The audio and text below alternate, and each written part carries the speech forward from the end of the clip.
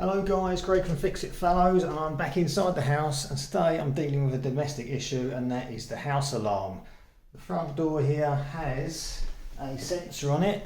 This will be it here that tells you whether the front door is open or not, or whether the front door has been opened when the alarm is activated. Now inside here, basically there's two metal contacts, and when the door's shut, a magnet at the bottom of the door there pulls those contacts together and joins two wires together.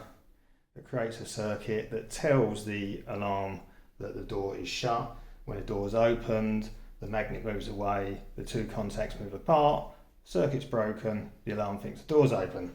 We have a 6-core alarm cable, and what happens is you just take a pair of wires, whichever combination you want. So in my last installation it was the white and green, connected to the two silver screws there, and then the white and green then went off to the corresponding contacts inside the alarm box. Now what I found is this cable has been deteriorating underneath my floor, so I had to swap over to another pair. I think I was using red and yellow, and then during the night last night the circuit broke because the cable's deteriorated and the alarm went off again. So I thought, well, okay, well I'll use the black and blue wires, okay, last chance saloon, to no avail. There's no circuit. What I did, I went into the alarm box at the other end. Okay, here's the alarm box at the other end, here's the cable, there's all the different wires. And what you can do is, if you join pairs together at either this end or the other end, you can then put your voltmeter on and test for continuity. And there was no continuity. So somewhere between here and the front door, this cable has fully deteriorated. Now, trouble I've got is this cable goes off into this panelling of this understairs cupboard. Okay, under here. It emerges out there, runs across, down that wall, under these floorboards, and then across to the front door. Okay, now running the cabling back into there could be complicated, not impossible, but I didn't want to get involved. Anyway, so what I did was I traced the cable there to under the floor, so one end goes to the alarm box, the other end goes to the front door, and I cut it in half at this point. Okay, and then I tested this end, which is the end that goes off to the alarm box, and there is full continuity. So that stretcher cable is good. So I'm thinking to myself, okay, keep that bit, then I don't have to worry about trying to run a cable back through that panelling. And then all I've got to do is run a new section of cable from here across to the front door. Now I've got this flooring down, so I can't lift it without a load of remedial work. So what I did was, I've used the trusty electrician's method of placing some nylon string. What I did, assume that was the end of the cable that went to the front door, I basically joined this string to the wire, okay, wrapped it round, and then with the end of the cable that was coming at this door frame, I pulled it through until the string has come through. Okay, so I've now got string threaded through the door frame, down through under the floor, emerging over there. So now all I need to do is attach some new 6-core cable to this, and then pulling the string from that end, pull this through and feed the cable back through. Right, so here I am with the bit of a 6-core that I'm going to use as replacement. I've salvaged it from other projects in the house. And just to prove, let's take this yellow core here and place it at the other end. And there we are, we have continuity. Let's go for the blue. Yeah, all good, and then won't go through them all. There we go, green.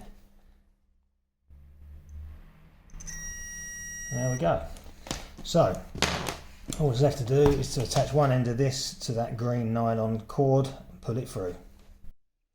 Personally, I like to use sellotape for doing this because sellotape seals down nice and tight and small, so as not to make the cable too fat for getting through any holes. So first of all, I'm going to feed the nylon into a bit of the sheathing and tape that tight on there. Then I'm going to twist the wires around and tape it at various points, try and make a firm attachment.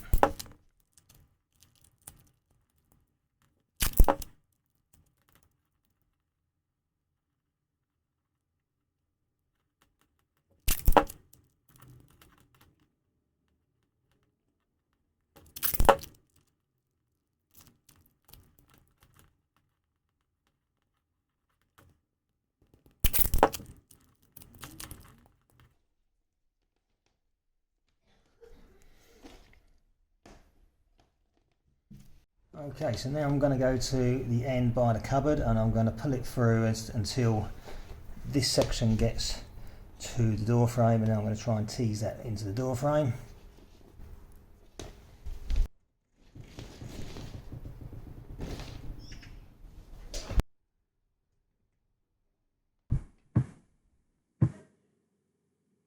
Right, yeah, I've made that too fat by wrapping those cables, outer cables around. I'm going to have to try and do this slimmer. Okay, let's try this again.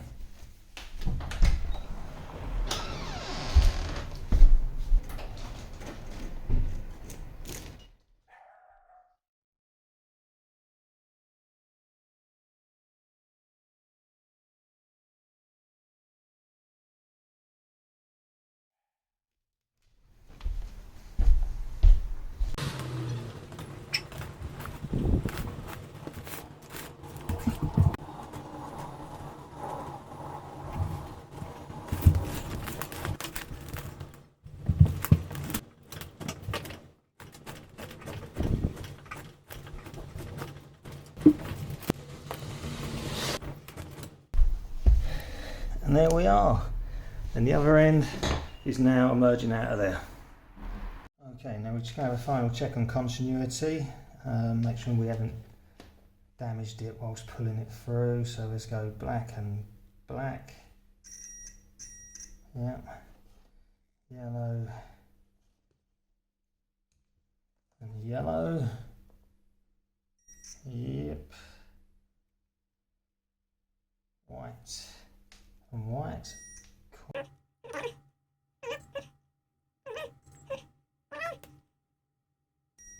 Cool.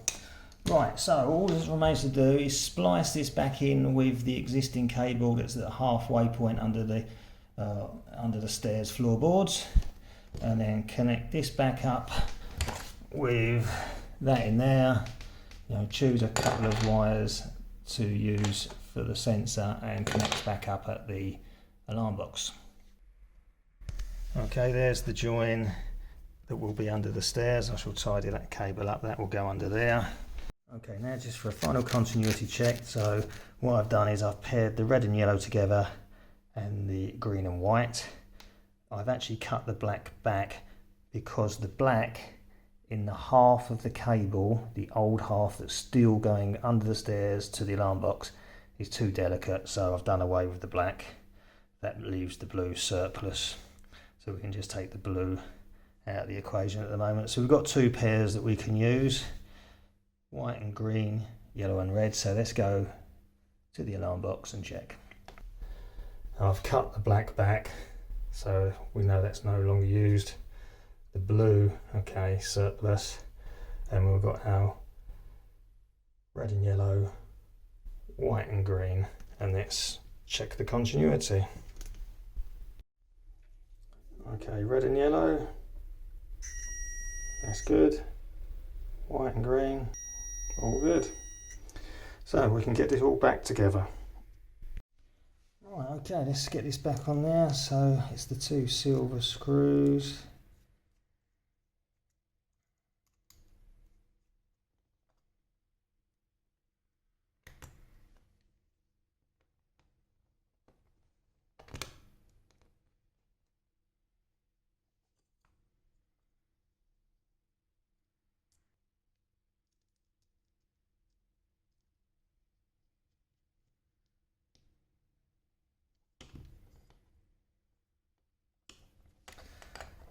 Right, okay, so in that state that will be an open circuit over at the consumer unit, but if I put this magnet on there like that, attach that magnet to there, that will be a closed circuit. So I'm going to go to the other end and just check for the continuity. Just keep a bit of weight on there. So onto the red, onto the yellow, there we are. If I was to take the magnet off, they would open up. So now, just a case of putting this back into the hole, pulling some of that slack through.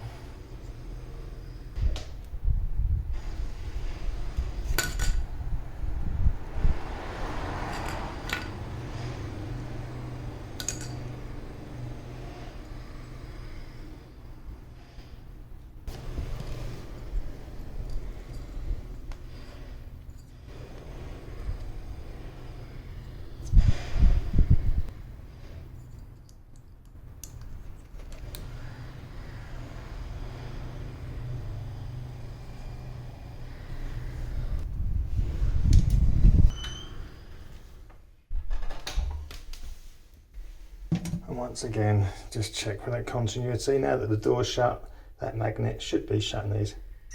And there we are. Right, okay, now I'll take my red and yellow wires. They're the two that I've decided to use. I could use any combination, but they're the two I've chosen. And they go into port number 1. Because port number 1 on my alarm system is the front door. Okay, so we open up the junction box. Sometimes you might find that the little flange is blocking the wire going in, so just prod it back up in.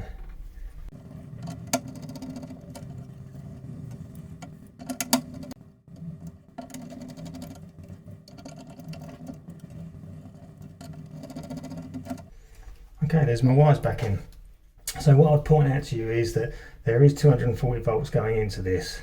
Comes in here, it's fused, goes into this transformer. This transformer transforms down to 12 volts. So everything on the board is 12 volts. Okay, we've got a 12 volt battery there. That's your backup in case of a power failure.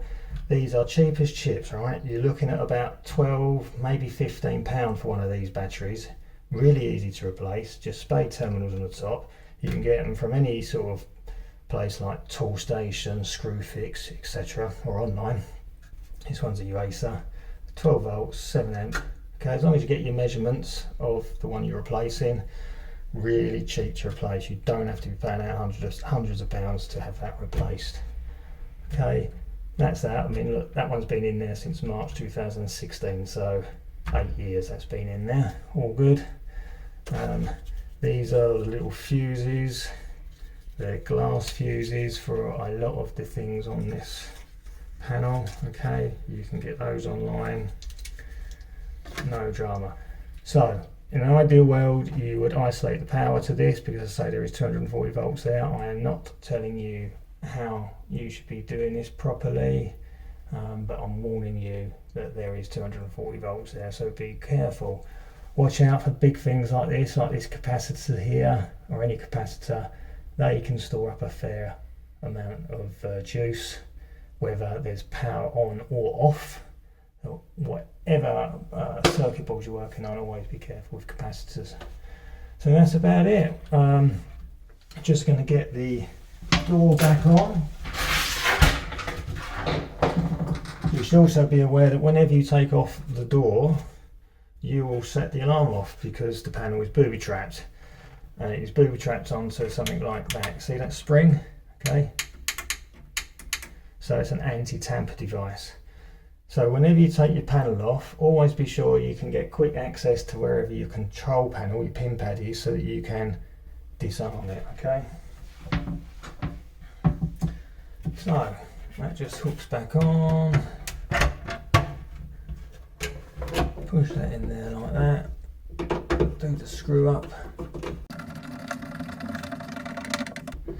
Okay, we can now go to the pin pad. Here's my pin pad. Currently it says it's been tampered with. Okay, so press reset, clears the tamper, and now this is all good to go. I'm going to put my code in to activate the alarm. There we go, it no longer thinks the front door is open. We're all good. So there we go, there's another fix done in the Fixitfallows household. There is always something to do. Anyway, thank you for watching. Please be sure to give me a thumbs up, like and subscribe, and in the meantime check out some of my other videos, and I'll see you again very soon. Bye bye.